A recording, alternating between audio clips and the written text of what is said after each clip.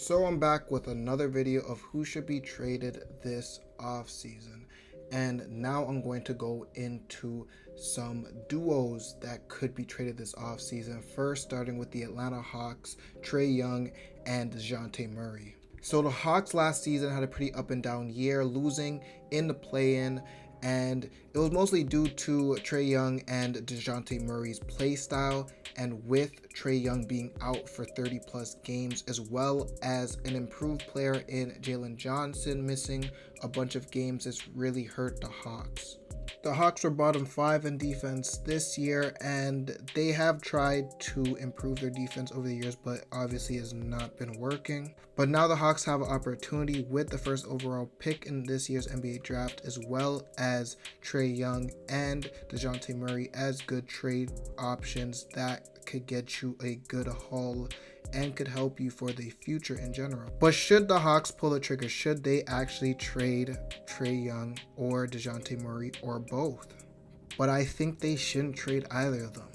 I think they should actually give Trae Young and Dejounte Murray one more opportunity to see if they can play well together.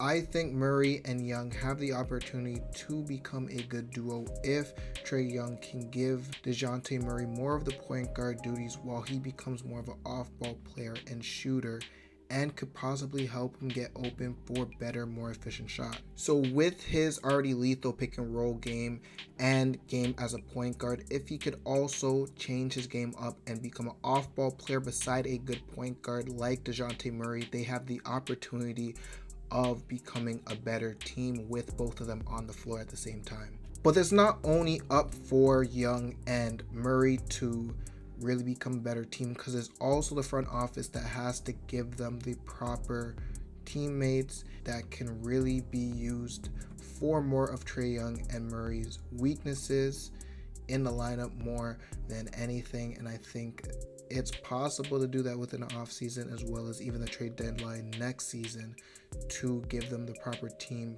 for them to be successful in the playoffs. Now for the next pair of teammates, I got Donavon Mitchell and Darius Garland of the Cleveland Cavaliers. The Cavs had one of their best seasons in recent years, as they were 4th in the Eastern Conference and made it to the second round of the NBA playoffs. But there was still a few problems within the team, which was kind of why their head coach BJ Bickerstaff ended up being fired this season. And I think a big part of that was due to the offense that they were running this year. And the reason why their offense was a little bit more stagnant and was more towards being guard dominant was because of Mitchell and Garland. But mainly with Donavon Mitchell, he had the green light, and honestly, he did a lot of work with it. He looked like one of the best players in the playoffs this season. Garland, on the other hand, it was a little bit more up and down for him, but I would say for the most part it was positive. But I think the only problem with their team was their actual plays that they were running, and it didn't involve Garland in good situations, as well as even their other players, with Evan Mobley not really getting an opportunity to score and become a focal point in offense as well. But with two ball dominant guards like this in Mitchell and Garland, it kind of leads to the question, can they actually be successful further into the playoffs and become championship contenders? And it might not be too far-fetched to think that this duo might not work out, because it was Garland's camp that came out and said Garland and Donavon Mitchell might not be well to play together in the same lineup. But again, these are just reports, so we don't know for sure. And even Donavon Mitchell has the opportunity of getting traded as well, just due to the league kind of saying that Donavon Mitchell does not want to re-sign in the next couple of years if Donavon Mitchell were to come off of his deal.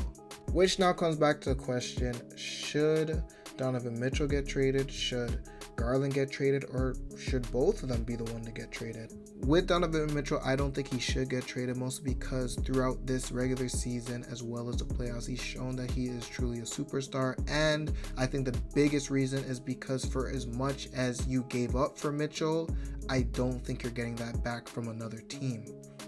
But in Darius Garland's case, I think he should get traded. I just don't think this type of duo will work where it's two shorter guards in the backcourt. I don't think it really works that well in NBA and hasn't in history, and Cleveland has already tried this with Garland and Sexton, and I think since Sexton left this situation in Cleveland, he's honestly been playing well as a Utah Jazz.